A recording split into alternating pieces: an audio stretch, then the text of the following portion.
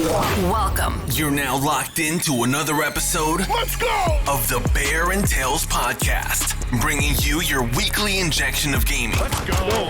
Content creation and overall nonsense. What just fucking happened, bro? Coming straight from their live streams on Twitch to your headphones at home. Big time energy. Let's go! Let's begin. Hey, yo, you guys. Welcome to the Bear and Tails podcast. I am your co-host, Bad Bear Gamer. Not with me today, unfortunately, is my lovely co-host, SWEEETTAILS. If you guys haven't been following, Tails, unfortunately, got super sick this last week. She's been battling a fever among a ton of other symptoms. It's completely knocked her on her butt. She's had to miss streams, obviously, because of it, which I think we all know. You know, if you know anything about Tails, you know that absolutely drives her nuts and kills her inside. So, unfortunately, I told her, hey, listen, I need you to rest. I need you to feel better, get back on your A game. I'm going to handle the podcast, so I am running solo dolo this week, you guys, but we do wish Tails and her entire recovery absolutely nothing but positive vibes going out into the universe so that she can get healthy soon and get back to doing what we love best, which is smiling in front of the camera and being her goofy, lovely self. But you guys, I want to thank you guys for being here. Seriously, we celebrated episode 10 last week, the live episode. We didn't do a lot of promotion on the back end of it just because we had such an amazing turnout, you guys. So Tails and I both just wanted to thank you from the bottom of our hearts.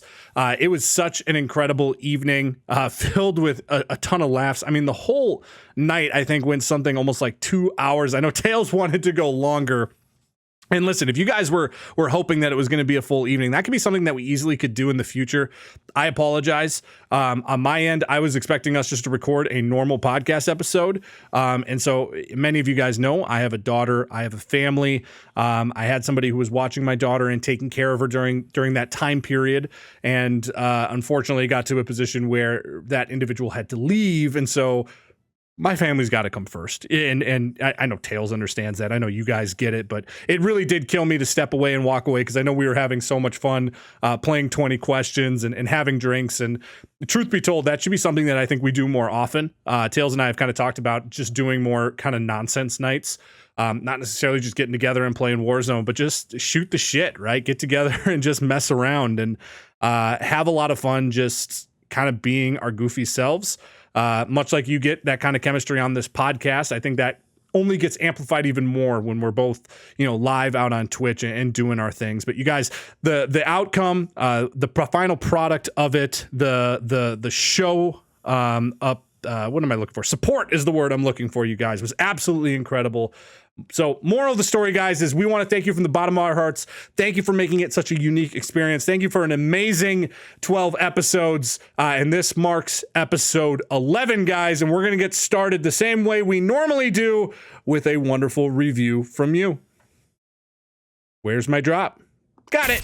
What did you write? It must be a good review. Hey, what did you write? Is it bad? And now, a review from you. Today's review comes from Beer Fund Fish. Beer Fund Fish out on Apple. The title is Finally Something I Can Get Into. The review, I have followed SWEEETTAILS on TikTok for a while and just found out about the podcast. I absolutely love that it's gaming and hearing all the stories and experiences that both Bear and her have to share. Can't wait to catch up to the current episode. Thank you so much for this. It's great. 5 frickin' stars. You guys are amazing. Beer Fun Fish, thank you so much for the kind words. Seriously, you guys, the reviews do so much for us. I say this every single week, but I literally cannot say thank you enough for everything you guys do. Dropping the reviews out on, whether you listen to this on Google, out on iHeart, out on Apple. I don't think Spotify has reviews, but you guys, to drop the reviews, to give a 5-star really does help us from a discoverability standpoint. Obviously, our end game is to continue to reach more people with the message that we have and the camaraderie that we have together, and to bring entertainment and joy to people's lives, not only inside this community today, but hopefully reach some people who maybe didn't know that we existed and you know, maybe could use that inside of their lives as a comedy podcast, as a gaming podcast. You know, so you guys, those reviews go such a long ways. Beer Fun Fish, thank you. Everyone who's written a review and already done that, seriously, thank you guys. We cannot say it enough. As far as what's going on in the world, not a whole lot has been happening. Obviously, I talked a little bit about Tails' side, just battling her sickness. It's so crazy to me how something so small can absolutely just derail everything, right? Because you guys know we're grinders. Like that's just what we do. We wake up and we literally work into the late hours of the evening trying to figure out, okay, what more can we do? We're never satisfied. Like, it's not the work is done, I can kick my legs up and relax the rest of the day. As soon as we finish one task, it's what's going on to the next. So you get something like a head cold, or heaven forbid, a fever, or the flu, and you're out of commission for 3 days, 5 days, a week. You guys, that's not only physically wearing, obviously being sick, we all know that, but that's emotionally exhausting, and it just drives us nuts. So I know Tails has been dealing with that. She's been updating her Instagram stories. I've been keeping in touch with her via text about everything that's going on. She's obviously fighting the best fight that she can in that world. I absolutely got a kick out of it. This is so true. I don't know why this is always the case. Anytime that she announces that she has big news, I don't know why you guys always jump to assume she's pregnant. And so she uploaded the picture of the thermometer reading 100 and then had to quickly upload afterwards because apparently a bunch of people just saw the picture of the thermometer and assumed it was a pregnancy test. Guys, come on. I cannot with you all. You guys are nuts. But it sounded like today, at least, she's starting to get outside a little bit, starting to gain some of her energy. So hopefully that's good. You guys, in my world, if you guys don't follow me out on Twitch, you might not know about the journey that I've been on. I've been very vocal over the last few days, both inside of my Discord community as well as out on Twitch, about a battle that I'm fighting. And this started Monday night. You guys, I'm in an all-out war with Comcast Business right now. Comcast/Xfinity. And if you guys aren't familiar with the company, if they're not part of your regional area, they are a internet and cable provider. For a lot of the Midwest and I think the East Coast, not so much the West Coast, but they're a major player in that space. And in Minnesota, where I live, they have a very big monopoly on everything, or at least they always have. So I've always been loyal to them. I gave them my business before I moved. When I moved out to Vegas and I lived out there for 5 years, it wasn't out there. I used a different service. I used Cox while I was out there. But when I moved back, I re-signed up with them. And then on Monday, we had an issue. Okay. And here's what happened. I subscribe to gigabyte internet. So that's 1,000 megabytes per second that I should be receiving on my download. On Monday, I started my stream at my normal time at 8 o'clock. All of a sudden had these major skipping scenes. Major. I had people in my chat telling me that, hey, is it buffering for anybody else? And I'm lagging. My game was lagging. So I run a speed test. You guys, I was downloading at 40 megabytes per second. I pay for a gig. So needless to say, I had to shut down my stream, restart my modem. That didn't fix it. So I call into Comcast, and this is where our journey begins. Because I call into Comcast, it's now 9 p.m. at night. I'm not getting the A team at 9 o'clock at night. I get that. I'm getting the call service center that they're transporting me to, which in this case happened to be down in Mexico. And I talked to George, good old George down in Mexico, who had no idea what he was doing. Absolutely no idea. Was trying to put the pieces together to help me, but obviously is just very clearly reading from a script. I asked to speak to a supervisor, and I get put on hold for 90 minutes. Me and George are sitting here for 90 freaking minutes waiting for a supervisor because apparently, the supervisors are all in a meeting, which is ridiculous. So frickin' take care of that, which is it's the most absurd thing ever. And during our 90-minute conversation, I'm being not only upsold on all the other fantastic services that Comcast has to offer, the cable, the streaming platforms, like and Netflix and that kind of stuff, their home security, their mobile. But he's also just making small talk that no person should ever be making. Like he actually asked me, what season is it where I live? And I respond, what season is it? And he goes, yeah, like spring, fall. I'm like, bro, we're in Mexico. Like, you're in Mexico, I'm in Minnesota. We're in the same seasons. This isn't rocket science. But finally, 90 minutes later, connect to a supervisor. I start ranting to the supervisor. I went back and had to listen to it because I recorded this entire thing and actually streamed it inside my Discord, because at this point, the whole community is really invested in what's going on, because clearly I'm in a rage. They know that I'm taking this out on this customer service, and so people want to be a fly on that wall. So we're streaming this call live. The supervisor gets on. I didn't swear to this individual. I was actually very, very professional and polite to him, explaining that what was going on. 2 minutes later, he hangs up on me. 2 hours and 5 minutes into this entire call, 90 minutes waiting for a supervisor, he hangs up on me 2 minutes in, and they book a technician service without my consent or my agreement to come to my house. You guys, I was freaking livid. I took to Twitter and I ranted the hell out of this, right? I then went, I took the recording, gave it to my editor. We edited it into a YouTube video, which is just pure freaking comedy when you think about the terrible customer service that they have. So needless to say, during my tweet rant, I tweet out to CenturyLink, who then responds in the tweet in 3 minutes. It took Xfinity almost 12 hours, actually a little bit longer than that, to finally respond via Twitter. It took CenturyLink 3 minutes to want to earn my business. So you guys, moral of the story is I am anti Xfinity and Comcast. I am pro CenturyLink right now. This has been the battle that I've been going through. You guys, if you want to check it out, all that's out on the YouTubes and all that kind of stuff. But in all honesty, guys, it drives me nuts how billion-dollar companies cannot do simple things like customer service. And I get it. Listen, I'm not a big business account. I'm not giving them $1,500 a month. But I am paying for the top internet that they provide as a company to individual residencies. There's not a higher tier internet that they give, at least not in this area. I think they do two gigs in some places, but not here. They've earned my business for a long time as a loyalty customer. And obviously none of that matters to them as you just received the piss poor customer service that I did. And then all the way to a supervisor who literally just hangs up on you.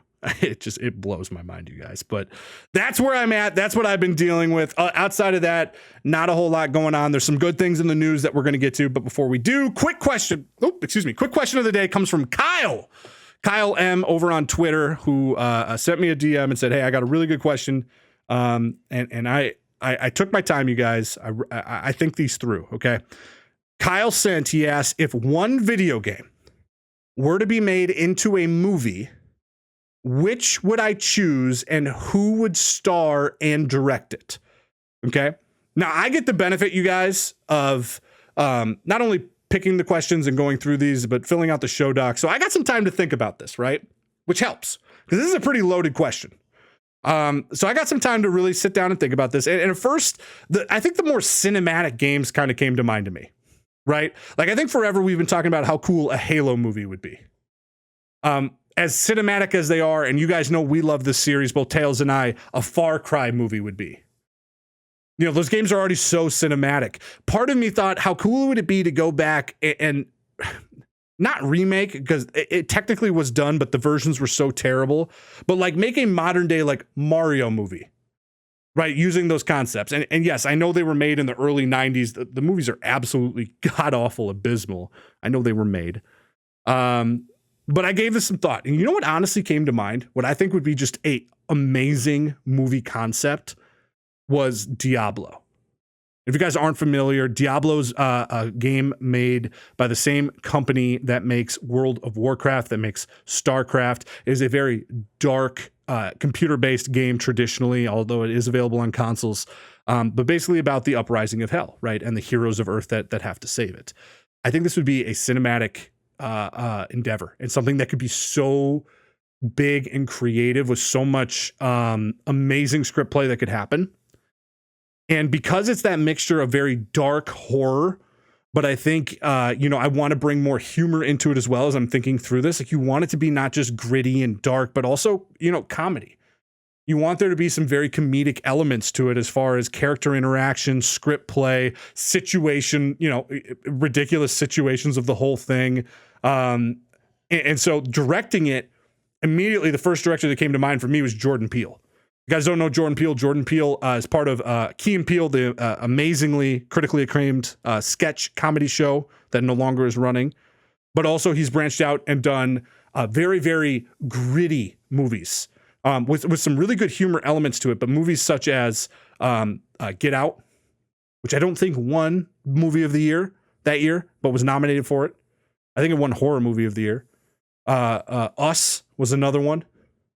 But I think he not only, first of all, is a gigantic nerd, self-proclaimed. I think he would really understand the vision behind a movie like this. But second of all, as a director, I think would bring that comedy grittiness combination to the table, right? That play. So Jordan Peele is going to be directing. And then I started thinking through, okay, we got our character classes that our heroes normally always are in those games. You got a warrior, you got a sorcerer, you got a monk, a druid, an assassin, and a necromancer. 6. Okay, you got 6 classes that I was like, let's go ahead and fill those in. And then obviously we got a villain. We got Diablo himself, right? The devil. So who's playing that? So from the warrior standpoint, I was thinking, big. Immediately I thought about maybe The Rock, but I was like, The Rock commands so much of the screen, right? He doesn't really complement the group play too much. I think he commands so much of the screen. So who immediately then came to mind for me was David Bautista, who, if you're not familiar with Dave, he was most recognizably at least the character that I have in my mind is Drac the Destroyer from Guardians of the Galaxy. And I think he does that perfect kind of meathead, but still, very intelligent and very aware of kind of what's going on. Like, I love the type of very serious character that he plays in Guardians of the Galaxy as Drac the Destroyer. I think that'd be amazing. The Sorcerer, somebody a little bit more gritty, somebody a little bit more pulled back, but still has that presence. I thought about Kate Beckinsale.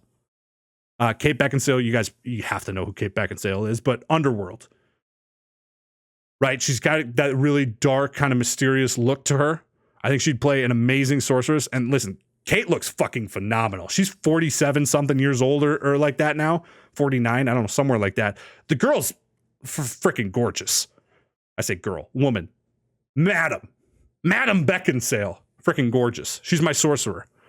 My monk, soft-spoken, works with his actions. I think that Michael B. Jordan would be amazing. Michael B. Jordan was known for the Creed movies as well as Black Panther.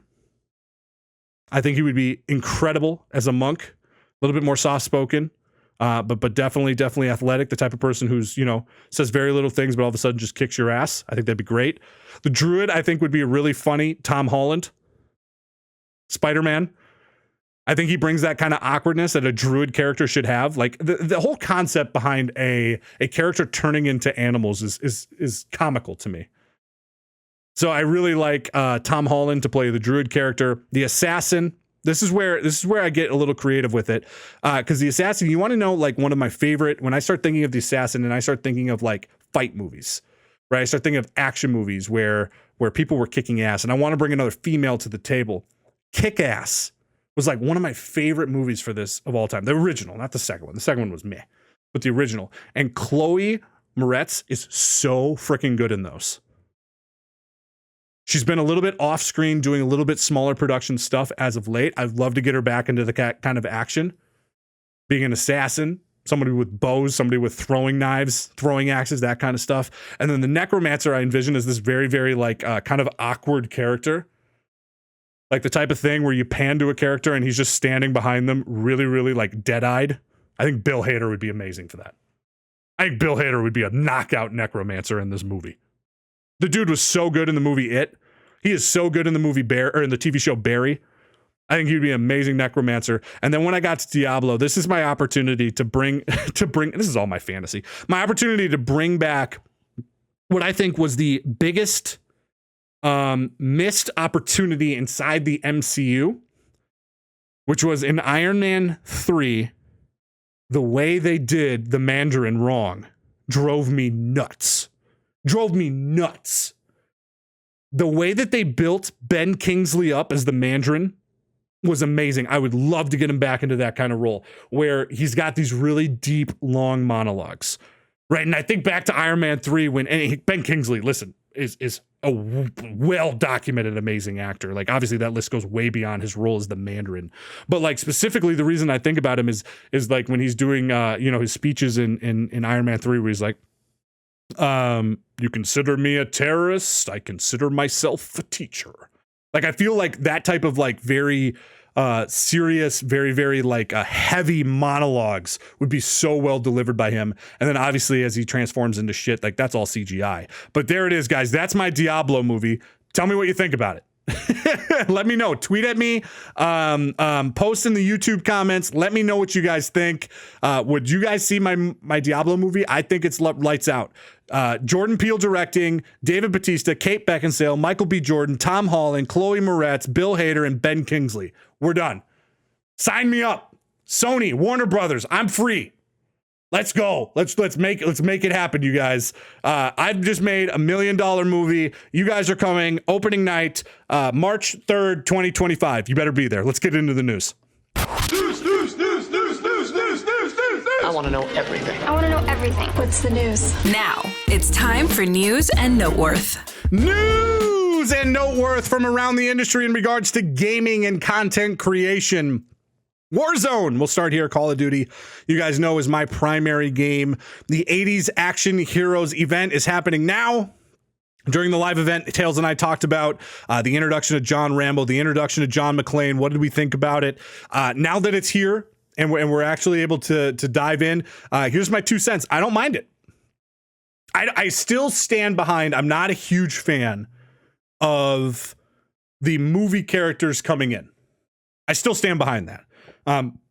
I still think that they're an unnecessary attachment, but as far as the event is concerned, as far as the additions to the game that were put in, I think it was a home run. Number one, they did an unbelievable balance to some weapons, specifically the Cold War weapons and some of the attachments on the Cold War weapons to make them have similar stats and effects that the Modern Warfare attachments do. So there becomes more of that meld between the two.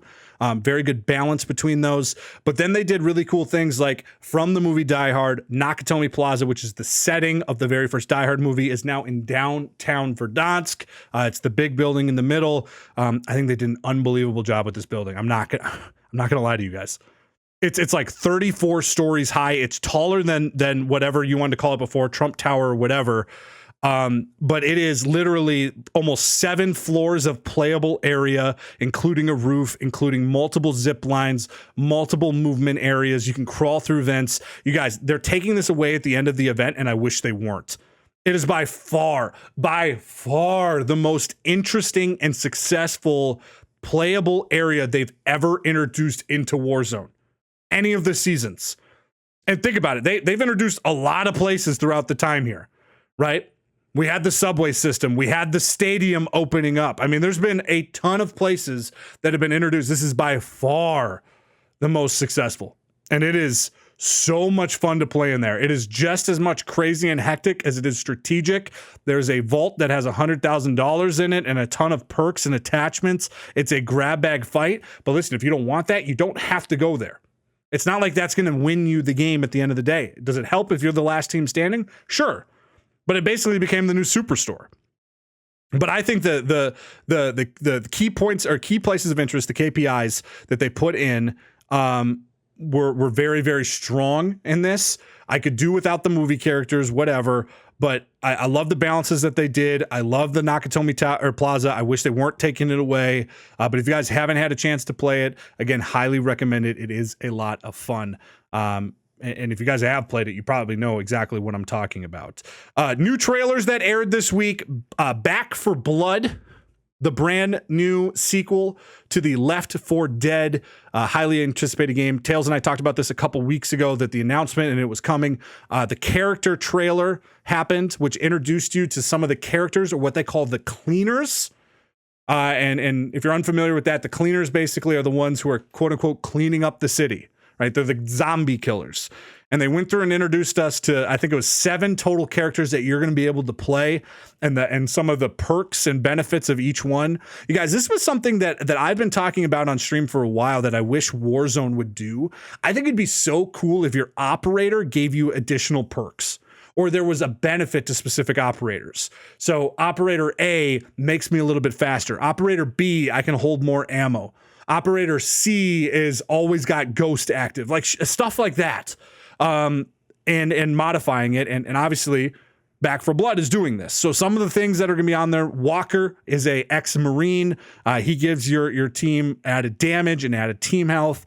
Carly is a little bit more of that like SMG type, a little bit more of that kind of speed. So she gives added team speed, an extra inventory spot.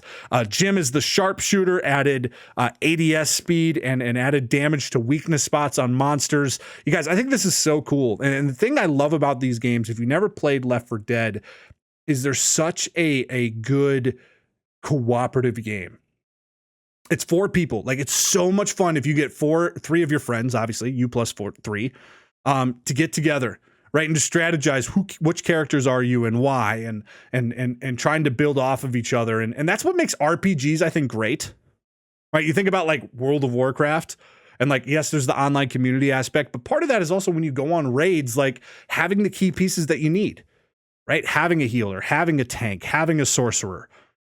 What of this do we need? Who has what artifacts? And this game does that, obviously not in the fantasy. Well, I guess zombies, some fantasy, but more so in this more kind of horror element, with still keeping that arcade feel. Big explosions, zombie guts everywhere, killing off massive hordes, clearing levels, making your way through towns, multiple run paths, not just, hey, we run through the streets and we're playing, but hey, I can at some point climb a ladder and now for the next, I don't know, 3 checkpoints on this, I'm running on a completely different part of this map. I think it's so cool. And then obviously the cooperative. You guys check out the trailer. It's all over. You can find it on YouTube. Again, the game is Back 4 Blood. It comes out later this year. I think in a couple months. It's going to be out. I think it's October. It's going to be outstanding, you guys. Seriously, could not recommend it enough. Twitch. Fucking Twitch. I love Twitch. But obviously a big topic that we've been talking about over the last few weeks has been the hot tub meta. Self-proclaimed by themselves, by the way. And if you guys aren't familiar, you should be at this point. But basically, there's a big complaint against Twitch right now for allowing female content creators specifically to stream inside of a hot tub wearing a bikini. And it's called a meta because their viewership is off the charts. I mean, we're talking about streamers who originally get 1,000 viewers per stream getting 40,000 per stream. And so there's a lot of people, you kind of got 2 sides of the coin, right? You got group A, which is upset about it because they feel that's not what Twitch is meant to be, right? That's not what Twitch is designed to be. And it shouldn't even be allowed because that's not the heart of what Twitch is. And I get that. But at the same time, I think Tails and I have similar viewpoints on this, and we've talked about it extensively. So I'm not going to beat a dead horse, but just the standpoint of, you do you, honey boo boo, but it's not for us personally. And then you got the other side of the coin, obviously that just believes they're taking viewership away. I think that's horse shit. I don't believe that somebody in a hot tub is stealing a viewer away from me. My views are down because somebody's watching somebody else in a hot tub. I'm not saying there's not crossover. I'm not saying there's not some people in my community that want to go watch people in hot tubs, but at the same time, I just don't think that's the same demographic for the most part. But I bring all this up because Twitch has taken one step further and actually created a category specifically for this entitled pools, hot tubs, and beaches. So Twitch has pretty much in the past, as we've talked about in previous episode, basically come out and said they're not doing anything about it. Well, now they've actually taken a step in the proactive approach and made an entire category supporting it. So whether you like the hot tub meta or not, it's here to stay, is the moral of the story, guys. Pools, hot tubs, and beaches is here to stay. We're going to have more yoga in front of pools. We're going to have more hot tubs. Apparently, we're going to have some beaches. Are we going to start seeing people sunbathing? I don't fucking know. But good old Twitch does it again, and just is doing their own thing. Pools, hot tubs, and beaches available now on Twitch. Can't fucking believe that's a real thing. And then the final thing I got for you from the news segment, you guys, is Twitch is going to be adding 350 new tags. So if you're unfamiliar what a tag is, as a creator, when we go live, we can add tags, things like competitive, things like playing with viewers, or that we're English speakers, or first playthrough, competitive playthrough, speed run. There's a ton of tags already. 350 new ones are coming, which I don't have a problem with. Except some of these are a little, I got to be careful with my words here, because it's not that they're bad things, but do we really want to be identifying specifically like these types of items? So for instance, some of them are things like disabled, some of them things like veteran, but then you also have things like listing yourself as transgender, listing yourself as black. And that's the word they're using, at least from PC Gamer, which is where I got this article from. I find when you start, right, Twitch and gaming, in my mind, I'm going to be very careful about my words here, because obviously I believe in my heart of hearts that everybody has a right to be who they want to be. Everybody has a right to be happy, to live the life that they want to live, to do what they want to do. That's what makes this country, at least America, great from that standpoint. And the gaming community, to me, outside of the toxicity and the nonsense that's there, is really kind of that home, right? The island of misfit toys, right? I mean, that's kind of what gaming was, a poo-poo shoo-shoo, not popular thing 10 years ago. But obviously so many people did it. We made so many friends, networks, and communities inside of it, built relationships inside of it, that we don't see these things. At least we shouldn't be. We shouldn't be seeing sex, right? Not intercourse. I'm talking about male and female and the difference, right? And how someone should be treated differently because they're a female gamer. We shouldn't see race. We shouldn't see whether somebody is straight or LGBTQ. Like, that shouldn't fucking matter. And so, under the same context of what gaming should be, at least by my definition, I feel like when you start bringing these items in, number one is you're starting to isolate and divide those things further. But number two is, if you do have a toxic individual, it's easier for them to root out.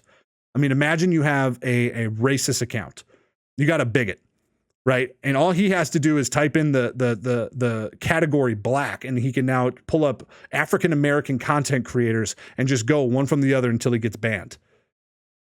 Like, that's just so toxic. And I'm not going to say that's probably such a small minority of what the overall population is going to be. But for me, it's like, I don't think these tags need to be in there.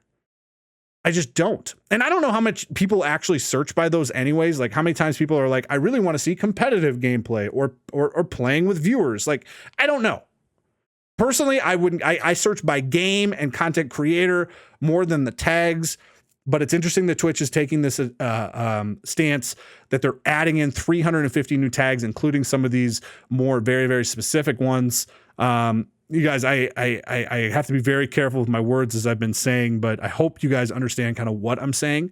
And I hope this makes sense, because to me, personally, internally, I just don't think it kind of fits with the overall message of what gaming should be, right? What it's meant to be from that standpoint. I think it's tough. You guys, we're going to get into a little bit of business development stuff. That's what I got for you as far as the news is concerned. This episode is going to be a little bit shorter of an episode you guys could imagine, just because obviously I'm a one-man show. I don't have the ability to banter. I didn't want to do a nonsense segment because, to be honest with you, I don't know how to do nonsense by myself. I feel like you need two people to create nonsense. But I do have a lot of expertise. I do have a lot of things that I would love to share with you as long as I am here and I have the opportunity. So let's get into a top 5 real quick that I think is going to be really special for you content creators. Top 5, all time. Top 5. Definitely in my top 5. Definitely top 5. Rank it. What's in your top 5? Top 5. Boom, baby. All right. Today's top 5 that I have for you is going to be around business development. And if you guys don't know, prior to being a full-time content creator, my entire career was based around business development. I worked in financial services, working with financial advisors, and specifically, how do they build their businesses? How do they build a brand? How do they build an office and hire staff and manage the staff? And how do they find new clients? And how do they retain the clients that they have? And how do they do more business next year than they did this year? Right? I was a business coach for all intents and purposes. So while today I'm going to be speaking from the concept of content creation, streaming and content creation, really anybody who's listening to this can probably take some of this to heart. Because what I've learned is any business that you're running or participating in, it's all the same. It really is. The minutia, the specifics might be different, but the gravitas, the kind of grander ideas are all pretty much the same. So I'm going to give you what I'm deeming my top 5 most important things when building a business as an entrepreneur. Okay? And these are not in order of what I believe are chronologically. Like, I'm not going to say, hey, number 5 is where you should start. No. You should be able to piece some of this together. I'll talk you through a little bit of it. But at least these are importance of, from my opinion, the importance of them. Number 5 is networking. In any business, networking is critically important. And I mean this from multiple fronts, not just networking to say, well, how do I build relationships to get, like, how do I build relationships with sponsors? How do I network myself to get into certain social clubs or e-orgs or content teams? Like, what? No, I'm talking about specifically networking content creator to content creator, right? Or B2B, business to business, and building those relationships and really understanding the fine line. And Tails and I have talked about this in the past a lot, but between leaving yourself open to opportunities, but not being so open that you're wasting your time, right? Because there is, and I've been through this, Tails has been through this, where you leave yourself saying, well, I want to network, I want to meet everybody under the sun. So you try to do as many collaborations as you possibly can. And then you end up wasting your time because most of these people aren't really going to be long-term relationships you want to be investing in. That's tough. So the counter to that, how you fix that, you guys, with staying in networking is content consumption. Those two things have to go hand in hand. You have to be investing time in understanding what other people are doing. You have to consume other people's content, specifically in the areas that you want to grow. So if I want to be growing on TikTok, great example, I have to be looking at what are top creators doing?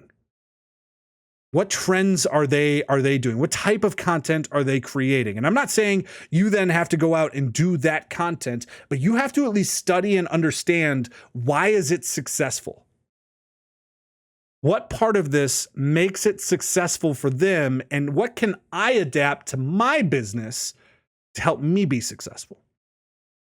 Critically important. And when it comes to networking, doing your due diligence to understand, who are these creators? What is this creator? What type of content does this creator do? What type of humor, gameplay, community have they built? You have to spend time consuming these things so that you can make a great judgment idea on whether or not this is a good play, and then understand, listen, there's going to be situations where somebody reaches out to you and you have to tell them no. You have to tell them no. And this kind of goes in waves, to be honest with you guys. Like, when I was in that medium range before I got to a little bit larger scale on TikTok, when I was at that, like, let's say 20,000 to 80,000, I got a lot of people saying they wanted to play with me. A lot of people. And it kind of went away as I got bigger. Now, part of that could be I really started cracking down on what networking meant to me and what type of collaborations I accepted. However, on the opposite side of that, I also think that it becomes a stigma where somebody just assumes, well, they're too big, they'll never play with me. So I also want to make the note, kick that shit to the curb. Kick it to the curb. Because the reality is size of the content creator shouldn't matter. Now, your business does matter, right? How big you are, how strong is your identity? Because that's ultimately what you're pitching. That's ultimately what you're selling, what you're introducing to them. But think about Tails and I. We're a great example. Camaraderie-wise, energy-wise, comedic-wise, we're very similar. Very similar. Right? That's why I think we work so well together doing pretty much anything that we do. Anything from this podcast to our co-streams to even just shooting the shit and having honest talks, maybe off-stream, just the two of us. But Tails is a much larger creator than I am. Much larger. Right? She's about 5 times larger than me on TikTok. She's fucking, I don't know, 2.5 times. No. Sorry. Like, I'm at about 9,000 followers on Twitch. She's at what? 200,000? Much larger. I got 100 people watching me. She's got 1,200 to 1,500. Right. We're much different. However, when I reached out to her, that wasn't a thought in my mind. When I broke in to the network and started working with a content creator like Crusader, right? Maddie, you guys know her, unbelievable content creator, incredible TikTok creator, YouTube, all those various things. Amazing streamer. I was a nobody. I think I had 8 people watching me when we did our initial interview, and I built that relationship. So size doesn't necessarily matter if you're trying to network with larger accounts. I highly recommend that, but you have to understand that you have to have something to give. But number 5 on my list is networking. You guys absolutely should be identifying and building relationships, and you should have a core group of people, whether they're larger, bigger, doesn't really matter, or smaller, I should say, larger, smaller, larger, bigger, same thing. No, larger or smaller than you really shouldn't matter, but the vibe should be there. Your guys' energy should be there.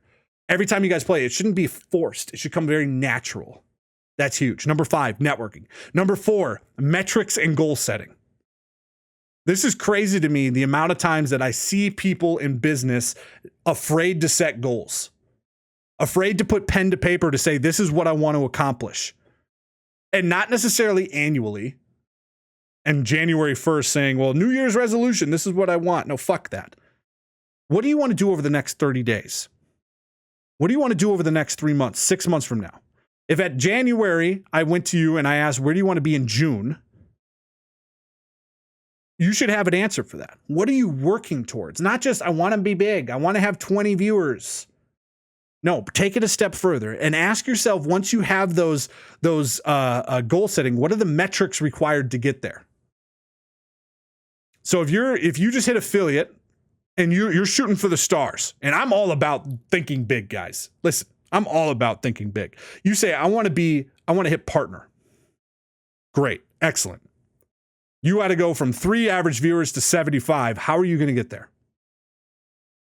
Well, I don't know. Well, that's not a good answer. Walk me through. How are you going to get there? What are the metrics that are required? How many new people do you need to be adding each week? How much content do you think you need to be pumping out on your various platforms? And can you do that? Right? And you kind of can back your way into it. Because the reality is, guys, here's the truth. Literally almost any metric, taking out God-given talent, which sometimes is a make or break. I'm going to be very honest with you guys. Sometimes people have the ability to stream and be a large time streamer, content creator, and some don't. It just is what it is. However, there's a widespread of people that are very successful doing it. There's not a one size fit all, suit that you have to wear to be successful. So assuming that you do have that, we remove God-given talent, that's okay. You literally can do anything. Like if you wanted to have 1 million followers on TikTok and you had nothing else to do in your time, you could pump out 10 TikToks a day of quality, and I guarantee you're going to grow your account rapidly. Rapidly. However, most of us don't have that time. We got family, we have school, we have, again, streaming and other things. We have social lives. We have all these things that are going to play a role. Right? We don't necessarily have that time. But if you really wanted to put grind to grindstone, right? Steel in the fire, like you could. But so metrics is really important to understand, what am I working towards and why? And how do I get there? Asking yourself that second tier question, not just this is where I want to get to, but what do I need to do? What are my kind of steps, my metrics in between there to get there? For me personally, as I track my business, I'm looking at things, not only just follower counts across the platforms. I'm asking myself in a given month, and I track all this monthly, how many pieces of content did I produce on that platform? How many days did I miss a piece of content on that platform? I'll go back and look at my 3 most successful videos. What did they have in common? Look at the analytics, look at the metrics. My 3 least successful videos. Look at the analytics, look at the metrics. And you'll start to identify trends of things that make a lot of sense. Longer videos on TikTok tend not to do as well, historically. Because one of the major things of TikTok is watch time. And so you see, this video got 250,000 views. This one got 300. Why? Average watch time on both of them, actually the same. 17 seconds. But guess what? One of them was an 18-second video. The other one was 60. So the average view time was the exact same, but on my shorter form content, it tends to do better because it takes into consideration that the majority of the video ends up getting viewed. So that tells me as I lead into that next month, okay, I need to be creating shorter content. I need to force myself. If I have a clip that I think is hilarious at 30 seconds, I'm going to force myself to cut it down to 15. Because this is the other thing that I see a ton of new creators do is they produce content that's funny to them, but as a consumer, as you're consuming this stuff, our brains with TikTok specifically are so fast. It's so easy to flip to the next video that it needs to be meat. It needs to be all meat, no fat, grade A from the get-go. So if I can take 30 seconds and trim it to 15, force myself to do that, I'm left with that. I cut off all the fat. Maybe some things I thought were quote-unquote necessary, but in reality, looking back, it probably was just dead space, right? It's always funny, like when we create a TikTok or we create a video, it doesn't matter the platform, right? You think it's amazing, and then it flops.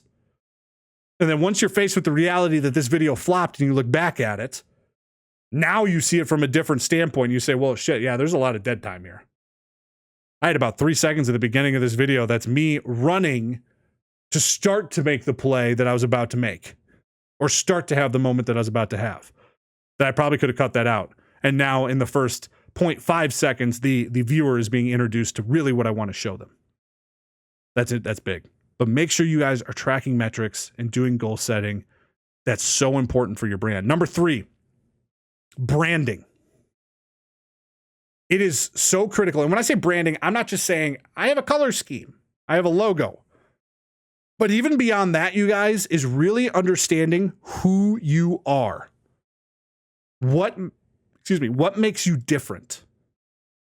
What makes you different than the other content creators that are around? What is your message? What is your demographic? Who are you attracting? There are content creators out there that are very, very good gameplay. And their whole brand is their gameplay. They're very good. They're elite at whatever game they play. It doesn't matter. Whether it's Warzone, whether it's Rocket League, it doesn't matter. They're great. And they want to be attracting people who are attached to that. Me and Tails, we're not that way. Now, I think me and Tails are above average gamers. We're better than your maybe household gamer because we do this for a living. However, we're entertainers more above anything else. We want to entertain. We want to make you laugh. We want to make you forget about whatever the hell is going on in your life. Whether you're really happy with what's going on right now and we can make that better, or you're in a shitty spot and we can lift you out of there for an hour, 4 hours, whatever. That's what we do. And we know that's who we are. But you guys need to identify that because I see too many people that don't really quite know what their brand is. If I ask them what makes you different than the other content creators, different than the other streamers, the other people that are at the same level you are, if you got 6 viewers every single time that you go live, what makes you different? Why would somebody stick around and want to be a part of your community?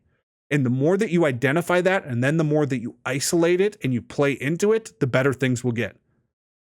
I'm going to talk about Tails' brand real quick. Not my brand. I'll talk about hers. Tails has been having multiple conversations with me lately about the success, the wide success she has in just chatting streams. That first hour that she goes live. That's because it plays so well into who she is as an entertainer. Not that she isn't good at gaming, because she is. Not that she isn't entertaining when she games. She is. But during that time, she is one-on-one with her entire audience. There's no other element. So she's able to be goofy herself, do everything from dancing to scooting her butt on the floor to eating, I don't know, German chocolates, whatever the fuck she's doing, right? But she does it and she's able to captivate you and be entertaining. She's starting to identify, even at her level, that this is really my niche. This is where I kick ass. I can be grade A across the board, but I can be Kobe Wagyu beef at some level. So what is that? And you guys want to identify those and start paying attention to what are people wanting when they come into my stream. What keeps people hanging around? And that becomes your brand. It becomes your identity. It becomes who you are. And then that needs to be playing into it. On my side, we're all about community and positive vibes, which I know a lot of people say. But in all honesty, when you guys, and I'm sure many people listening to this have ran into my community, right, just through our co-streams, my community is well known in this industry at this point for bringing the heat. When we raid into people, which Team Tails does an amazing job of this as well, right? But we bring the love. When somebody's new, like you hop into our stream, I might have 100 people there, but my chat is flying like we got 500. Right? I've been into streams where people have 300 people viewing them and chat isn't moving. It's just not the community of who they are. My community is like that family. It's like that Sunday night dinner. You're sitting around the table. I could be locked into gameplay. Maybe for the next 2 minutes, I'm unable to read chat or interact because I'm focused, but my chat's just having a conversation amongst themselves anyways. People are interacting. Somebody pops in. Hey guys, what's going on? Oh, hey, Tim. Long time no see. That's important. Number 2, community engagement, which, thinking outside of our industry, I used to always talk about this as client retention. But in the world of content creation, this is community engagement. It's how engaging are you inside of your community that they want to stick around, that they want to be a part of what you're offering. Because when we talk about branding and we talk about, number 3, all that goes into it. Once you identify that niche and who you are, you're going to attract people that are of like-minded. So number 2 is, what are you doing to engage those people? Me and Tails, really, really big community people.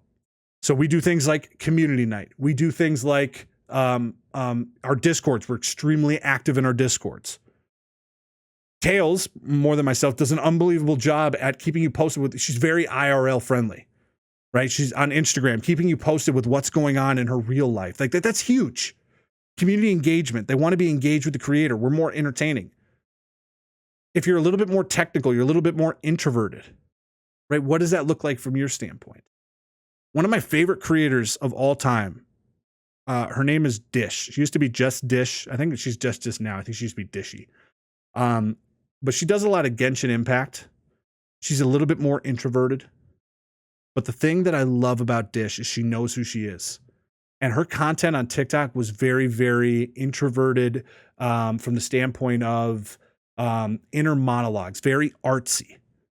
And on Sunday, she didn't do community nights that were 1v1 or Warzone customs, right? She did show and tell where people could bring their art, bring their poems and share. And if you wrote something that was, a short story, but it was too much, she would read it for you. Like, it's a different vibe.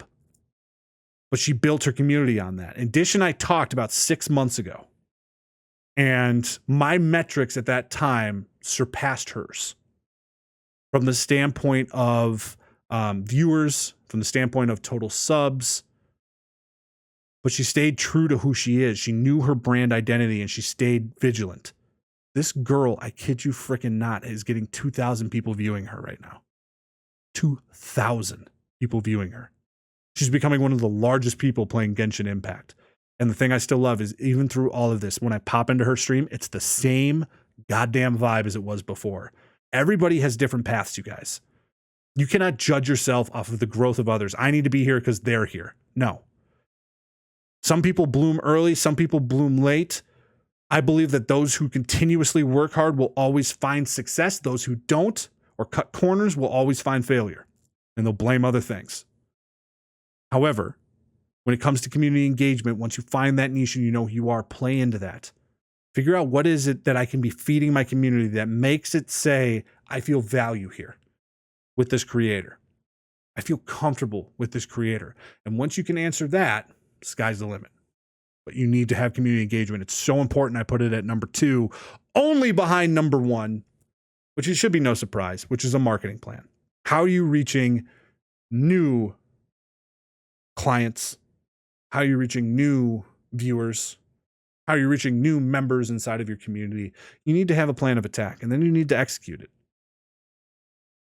How many TikToks can you create? If you don't create TikToks and you're streaming, you're foolish. Start doing it. They're going to be shitty right away. Don't worry about it. You'll learn. They'll get better.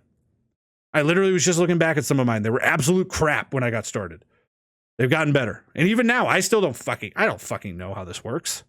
But I produce TikTok at a very accelerated rate because I know the benefits of it. I've also put in plans for how many Instagram posts do I need? How many tweets do I need to be on? How many YouTube videos do I need to produce? How many times do I need to be producing shorts out there on YouTube versus long form content? Have a marketing plan in place. Sit down and actually start mapping some of that stuff out. And what does your schedule look like? For me personally, and listen, some of this stuff is higher on the priority list than others. Top of my priority list is TikTok. Second on the list is YouTube. Just is what it is. Third on the list is Twitter. Fourth on the list is Instagram. That's different than some other people's. Tails has a very high priority on her Instagram stories for the same reason I just mentioned before, her IRL community engagement. She's built an unbelievable following. I can't doubt her. But it's higher on her priority. But if I think about my marketing strategy, what is mine? Let me open up behind the curtain for you guys. My goal, ideally, would be to post 2 TikToks every single day, Monday through Friday. 1 TikTok, Saturday and Sunday. TikTok 1 would go out at noon. TikTok 2 would go out between 3 and 4. That's my goal. On YouTube, I want to be posting YouTube shorts every single day, which is just the same content that I do on TikTok, but I don't take the TikTok video that has the watermark. You don't want that. Take your raw edited video before you put it into TikTok and upload that to YouTube. I normally like giving it a day or 2. TikTok gets kind of first view of it, but then it goes over to YouTube. Every single day, a YouTube short. 2 times a day for me, long form content, whether that's a stream highlight, whether that's a VOD, whether that's original content, like I'm reviewing a product, something like that. But Tuesdays and Thursdays, I'm uploading long form content on YouTube. And then ideally, again, I've fallen behind on this. I'm going to be completely transparent with you. I want to be tweeting at least 4 times a day. I want to be uploading my Instagram stories at least 3 times a day. And then I want to be Instagram posts, not reels. I don't care. Reels really isn't a priority for me. I just don't think it's developed enough. But actual physical posts, ideally 3 times a week. I'm way behind on that. I don't do nearly as much as I need to. And the metrics show. I think I grew like 25 Instagram followers last month. I think I posted once. The month before that, I gained about 250, and I actually kept to that schedule almost the entire month, where it was 3 times a week for 12 total posts. No surprise. Activity breeds results, right? I mean, you got to be doing it, but it's just so low on my priority list that if I have limited time, it falls behind. So how do I do that? Now I start navigating and asking myself other questions like how do I free up time, hiring an editor, that kind of stuff. But you guys, that's my top 5 for business development. These are the same types of things I coach with all of my businesses that I was working with before in financial services. These are the things that you need to be mapping out inside of yours. Number 5, networking. 4, metrics and goal setting. 3, branding. 2, community engagement. Number 1, having a structured marketing plan. Put those things into motion, you guys, and I guarantee you'll be successful. You guys, thank you so much for hanging out with me. I actually went about the full hour. Somebody's got to give me some props here. We got to be pretty excited. But let's get a round of applause. Yeah. Oh yeah. Yeah. You like that? Oh, Daddy, the solo show. The solo show. He's got a soundboard. I don't know why I didn't use this beforehand, right? I mean, why have a soundboard if you're not going to use it? Am I right? Totally.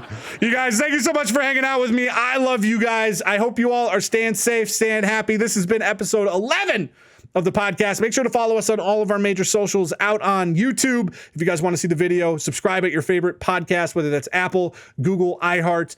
We're out on Twitter as well as Instagram. You guys, we love you so, so much. Hopefully next week we'll have the one and only Tails back with us. But until then, I hope you all are staying safe, staying happy. Until next time, guys, happy gaming. I'm Bad Bear Gamer. Take it easy. That was another episode of the Bear and Tails podcast. You want more? Oh my god, I would love some. Make sure to subscribe and share and catch both Bad Bear Gamer and SWEEETTAILS live on their streams out on Twitch. We're just big vibes, you know what I mean? I hope you guys enjoy it. Don't forget to follow the show on YouTube, Twitter, and Instagram. At Bear and Tails Podcast.